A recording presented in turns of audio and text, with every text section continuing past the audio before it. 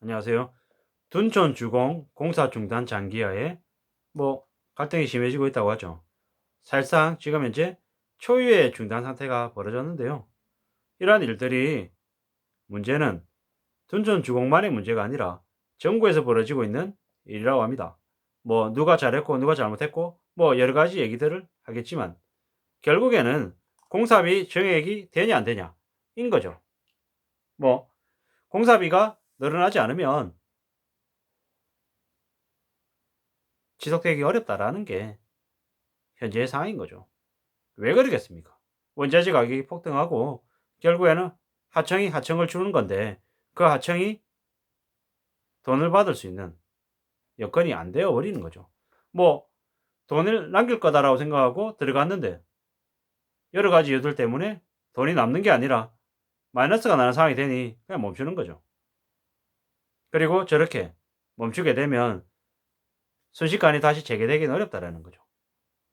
뭐 프리미엄을 주고 산 이들 무리하게 빚을 지고 저 집을 매수해서 가지고 있는 이들이 어떻게 되겠습니까? 난리가 나는 거죠. 난리가 나는 거죠. 저로 인한 직접적이든 간접적인 피해는 속출할 거다라고 봐야 되는 거죠. 분양만 받으면, 재건축만 되면 5억이든 10억이든 쉽게 돈 벌 거다라고 생각했던 이들이 지옥에 떨어진 거죠. 금방 어떻게 개선되기는 어려울 걸로 보여집니다. 더군다나 지금 원자재 가격은 계속 올라가고 있고, 인건비, 인건비대로 올라가는 것 같고, 여러모로 상황이 지금 쉽지 않은 것 같은 거죠. 금방 합의가 돼서 공사가 재개돼서 6개월 만에 1년 안에 완공이 되고 이렇게 될 것 같지 않은 거죠. 결국 저에 대한 피해는 누가 보겠습니까? 건설업체가 피해를 보겠습니까? 아니죠. 그저 저 집에 저 아파트 더 춘천주공에 해당되어 있는 그리고 전국의 공사 중단 상태로 충격을 받고 있는 그에 해당되는 수많은 가구들인 거죠. 수십만 가구일 수 있죠. 아마도 이건 시작에 불과할 것이고 앞으로 점점 더 확대될 거다라는 게 많은 사람들의 의견입니다. 이런 상황인데 2022년에 부동산 분양 시장이 좋아질 수 있을까요? 힘들겠죠. 지금도 이미 분양받아서 공사 진행 중인 단지들이 저렇게 공사 중단이 속출하는데 어떻게 지금 현재 분양을 받으려는 사람들이 안심하고 받겠습니까? 겁나서 못 받죠. 두려움에 속출할 거다라는 거죠. 그러면 점점 더 악순환이 돼서 부동산 시장에 찬바람을 불 수밖에 없고 그로 인한 부동산 시장의 거래 절벽 그리고 침체는 당연하다라는 거죠. 절대로 제가 이걸 바라는 의미에서 말씀을 드리는 게 아닙니다. 지금 현재 상황을 그냥 제가 보는 입장에서 말씀을 드리는 거라는 거죠. 공사 중단이 장기화되면 조합원 안에서도 갈등이 심해지고 그리고 공사비 증액을 대대적으로 수용을 해야 되는데 이게 참 쉽지 않죠. 쉽지 않다라는 거죠. 그리고 서울시가 중재해서 뭐 양측의 입장을 잘 이렇게 들어서 합의할 수 있게끔 가겠습니까? 못 가겠습니까? 못 가죠. 돈 앞에서는 서울시 아닌 대통령도 이 문제를 못 잡는다라는 거죠. 해결할 수 없다라는 거죠. 그게 현실이라는 거죠. 소송하면 누가 손해를 봅니까? 결국에는 입주자들, 분양자들이 손해보는 거죠. 감당이 안 되는 거죠. 나중에 한참 지나고 지난 다음에 결국에는 다 뒤집어 쓰는 거죠. 이러다 다 죽는다라는데 그거 다 죽죠. 다 죽습니다. 건설업계는 정부에서 세금을 좀 줄여주는 당근책을 내놓으라고 하는데 이게 가능합니까? 가능하지 않죠. 그리고 또 새로운 사업자 선정해 가지고 또 공사 재개하고 하는 것 또한 만만치 않다라는 거죠. 만만치 않은 일이라는 거죠. 이게 그냥 잠시 잠깐 일어나는 일이 아니다라는 거죠. 이건 감당 못할 충격이 터져서 건설업계에서 의도적으로 그냥 손을 놓은 거죠. 돈을 벌 수 없는데 공사비가 계속 늘어나는데 분양가가 더 올라가야 되는데 이런 것들을 그냥 한순간에 따삭 해가지고 이렇게 하기는 어렵다라는 거죠. 조합은 조합대로, 건설업계는 건설업계대로 어떤 식으로든 한 발짝 물러서서 합의하고 공사를 재개해야 되는데 참 그게 말처럼 쉽지 않다라는 거죠. 쉽지 않다라는 거죠. 공사비 늘려줘야죠. 1억이든 여기든 3억이든 5억이든 늘려줘야 되는데 그게 또한 말처럼 쉽지 않다라는 거고, 그리고 그 금액을 얼마까지 할 거냐라는 거죠. 이게 그냥 적당한 선에서 해결될 수 없다라고 보는 거죠. 결국에는 극단으로 치닫고 소송으로 고소고발로 이어지고 두 손 두 발 들 때까지 끝까지 갈 거다라는 생각이 들죠. 서둘러서 마무리 짓고 협상해서 공사비 진행하고 어떻게든 빨리 지어서 완공해서 입주하는 쪽으로 가야 되는데 그렇게 될 가능성은 낮아 보입니다. 그리고 둔촌 주공 사태가 강동구 둔촌동에 있는 둔촌 주공 사태로만 끝나는 게 아니라 전국에서 벌어지고 있는 일이다라고 생각하면 이건 더더욱더 서울시든 정부든 쉽게 손댈 수 있는 문제가 아니다라고 봐야 되는 거죠. 꽤나 충격적인 일이 벌어질 것이다. 그리고 그로 인한 한국의 부동산 시장에 미칠 악영향은 상상을 초월할 거다라고 이제 보는 거죠.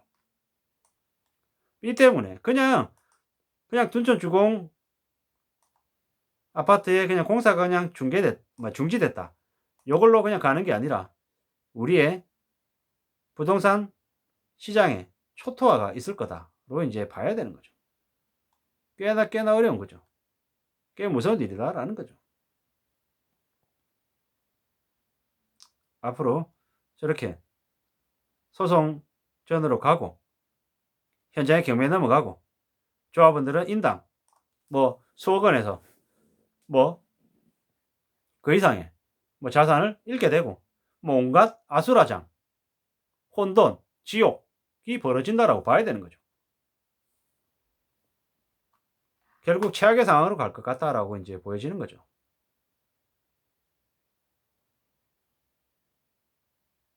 이게 지금 현재의 모습이다라고 이제 봐야 되는 거죠. 앞으로 닥칠 미래가 어떻겠습니까? 닥칠 문제는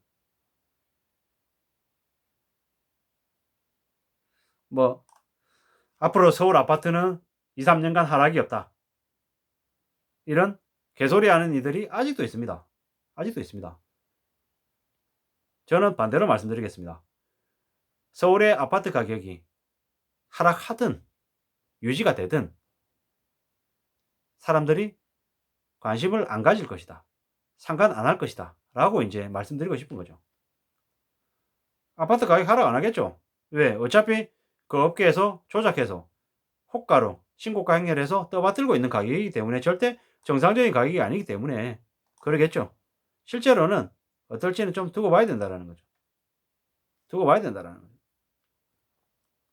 앞으로 벌어질 많은 힘들고 어려운 일들을 생각 안 할 수 없다는 거죠. 땅값 오르고 인건비 오르고 원자재 가격이 오르기 때문에 집값이 안 떨어진다. 그래서 지금이라도 집을 사야 된다. 그렇게 얘기하죠. 근데 좀 고민해봐야 될 문제인 거죠.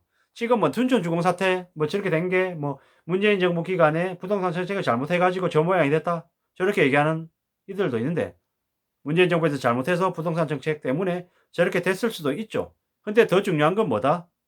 무리하게 욕심부리고 탐욕을 부렸던 이들이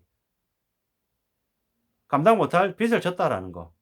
그 때문에 몰러간 사람들이 더 많다라는 게 더 우려스러운 부분이라는 거죠. 누가 저 둔촌 주공에 프리미엄을 5억을 주고 3억을 주고 들어가라고 부추겼냐라는 거죠.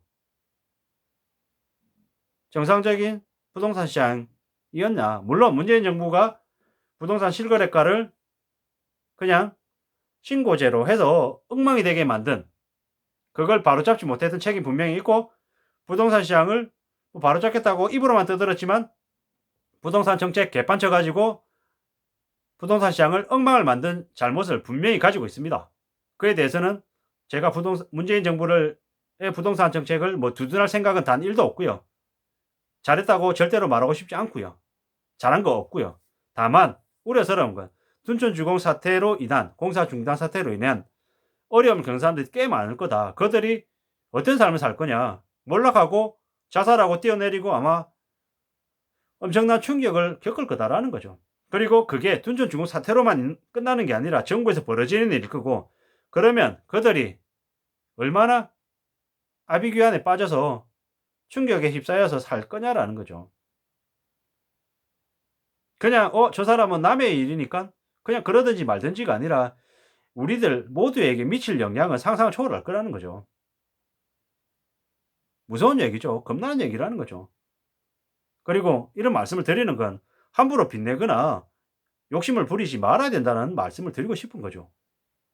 나 자신과 가족을 지키는 길은 보수적으로 살고 함부로 돈 빌리지 않고 내 돈으로 뭐 할 생각하고 저축하고 아끼고 성실하게 내 돈 가지고